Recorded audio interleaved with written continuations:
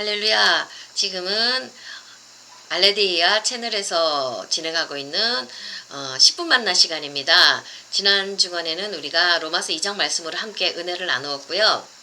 오늘은 로마서 3장 말씀으로 함께 은혜를 나누기를 원합니다. 제가 사실은 8시쯤에 로마서 전반부 말씀을 촬영해서 유튜브에 올렸거든요. 근데 음성이 녹음되지 않는 바람에 부랴부랴 지금 재촬영하고 있습니다. 그래서 아마 이 말씀 원래는 오늘 올라가야 되는데 12시 지나서 이 말씀이 올라갈 것 같거든요. 우리 성도님들 양해를 좀 부탁드리고요. 아직 이렇게 유튜브 다루는 게 서툴러 가지고 이렇게 실수를 합니다. 그래도 계속 다시 한 번 더 진행해 보겠습니다. 자, 오늘 말씀은요. 로마서 3장 1절에서 18절까지의 말씀입니다. 이 말씀 속에서는 우리 사도바울 선생님이 말씀을 맡은 유대인이나 헬라인이나 우리 모두가 다 죄인이다 이러는 선언부터 시작하거든요. 그 말씀이 로마서 3장 9절에 나와 있습니다. 그러면 어떠하냐? 우리는 나으냐? 결코 아니라 유대인이나 헬라인이나 다 죄 아래 있다고 우리가 이미 선언하였느니라.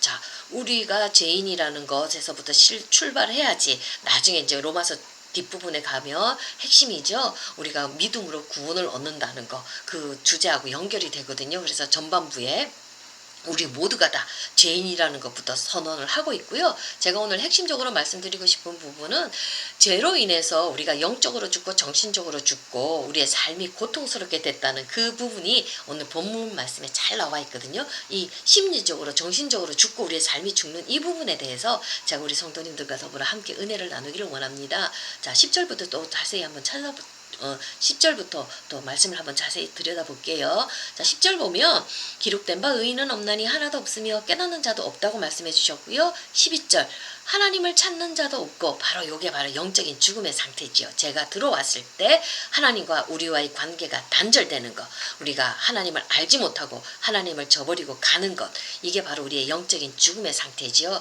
이건 우리 성도님들이 잘 알고 계실 줄로 믿습니다.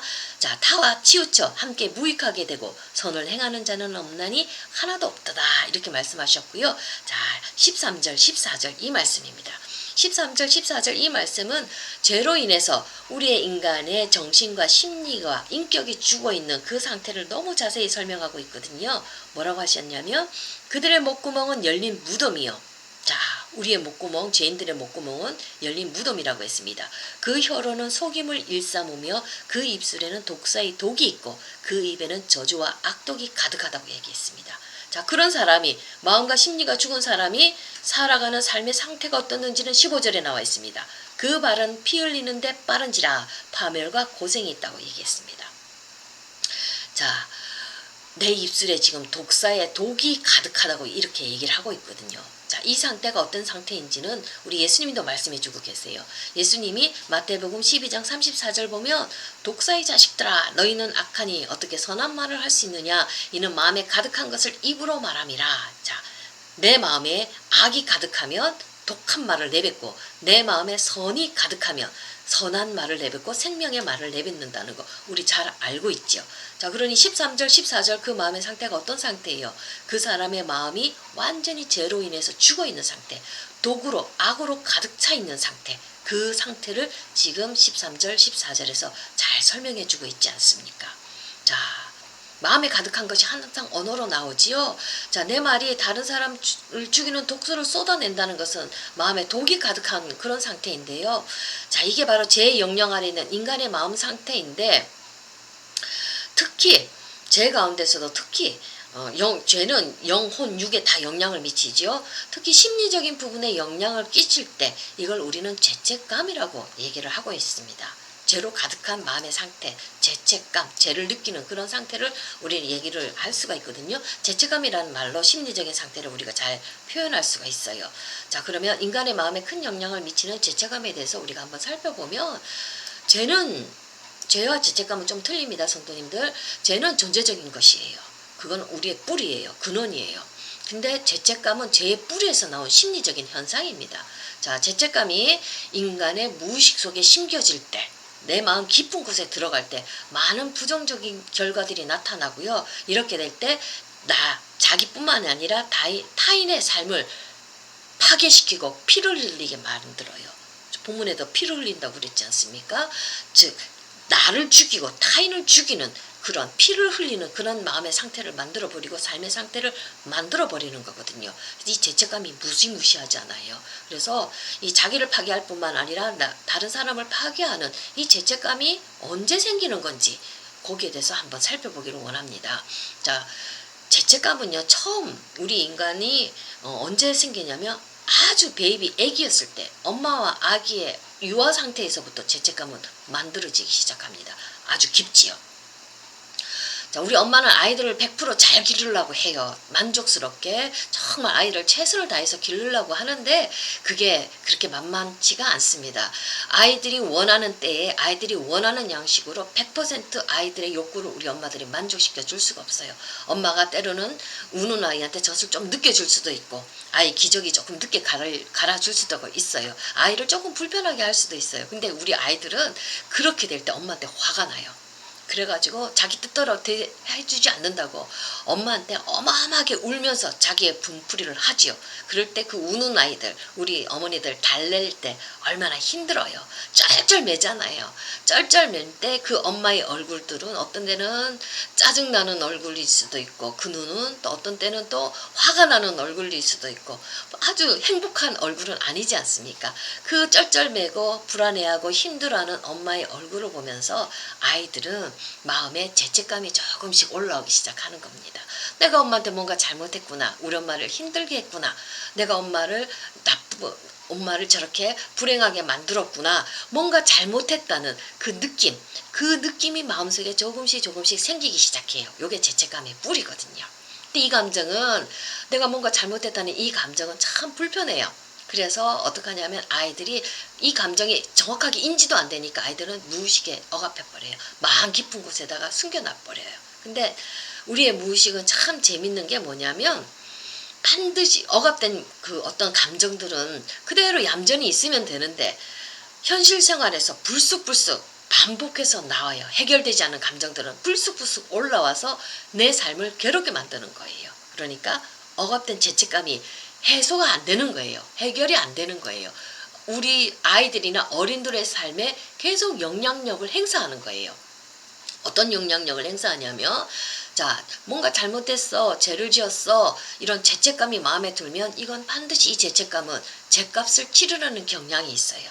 자기가 잘못했으면 반드시 벌을 받아야 되고 처벌을 받으려는 것, 죄값을 치러야 되는 이런 역동이 펼쳐지는 거예요. 그래서 어떻게 돼요? 아이들이 내가 뭔가 자기를 스스로 처벌하려고 하는 거거든요. 내가 엄마한테 뭔가 잘못했으면 그러면 내 마음의 깊은 곳에 어떤 그 죄책감이 있으면은 이 아이가 내가 잘못한 것을 처벌하려고 어떤 짓을 하느냐면 미운 짓을 골라 하는 거예요. 무의식적으로는 자기를 처벌하는데 의식적으로는 어떻게 하냐면 똑같은 실수를 반복하고 똑같은 미운 짓을 해서 엄마한테 혼나는 짓을 만들어내는 거예요. 그래서 죄책감이 자꾸 그런 미운 짓을 하게끔 만들어서 엄마한테서 혼나고 처벌하는 걸로 자꾸 그 삶의 방향을 그렇게 끌고 가는 거예요. 벌 받으려는 경향으로 그 삶의 현상들을 자꾸 만들어가는 거예요. 자, 이거에 또 성인들에게도 아주 중요한 영향을 끼칩니다. 이 죄책감이 있으면 아이들도 그렇고 성인들도 그렇고 내가 잘되고 만족하고 행복한 걸 못 봐요. 나를 처벌해야 되잖아요. 나는 나쁜 아이니까. 그래서 자기 자신을 자꾸 불행한 삶의 길로 만들어가요. 불행을 반복하게 만들어가요. 그래서 우리 옛날 어른들 팔자라는 말이 있지 않습니까? 자기 삶을 그렇게 불행한 것으로 자꾸 실패하는 것으로 실수하는 것으로 자꾸 반복하도록 만드는 힘이에요. 그러니까 이 말은 무슨 말이에요? 내가 내 인생에 피를 흘리게 만든다는 거잖아요. 내 인생을 파괴시킨다는 거잖아요. 자, 이렇게 우리 마음 깊은 곳에 있는 죄책감, 죄의 뿌리에서 올라온 이 죄책감은 우리의 삶을 파괴하는, 나를 불행하게 하고 나를 실패하게 하고는 그런 나의 인생을 괴롭게 만드는 그런 영향력을 행사한다는 겁니다. 자, 두 번째는요. 내 삶을 파괴할 뿐만 아니라 타인의 삶을 파괴해요.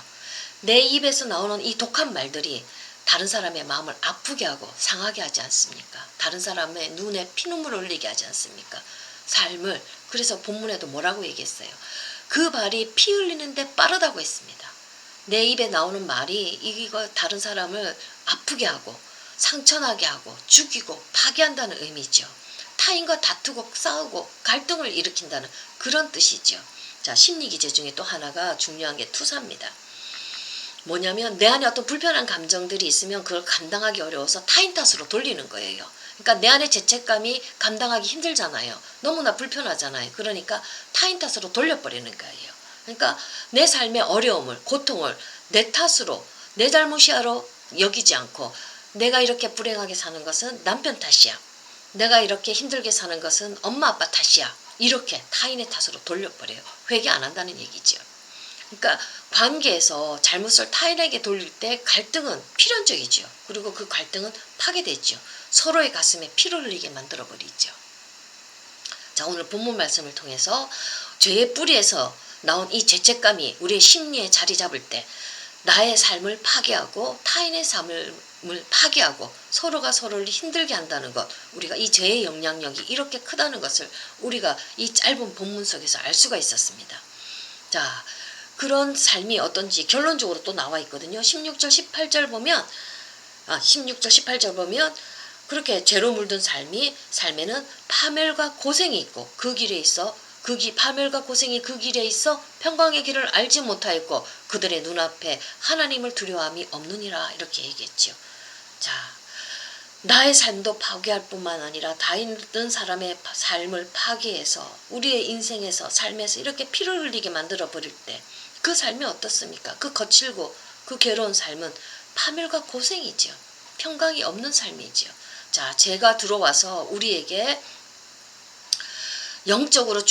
우리를 영적으로 죽일 뿐만 아니라 우리의 삶을 또 우리의 마음을 이렇게 거칠고 힘들고 파괴적으로 만들어버린다는 것을 우리가 본문 말씀을 통해서 잘 알 수가 있습니다. 죄가 이렇게 무서운 영향을 끼치는 거거든요. 근데 이런 죄책감은 우리 신앙생활에도 영향을 미칩니다. 우리의 신앙생활, 예배생활 그 속에서도 우리 아주 암적인 영향을 미치거든요.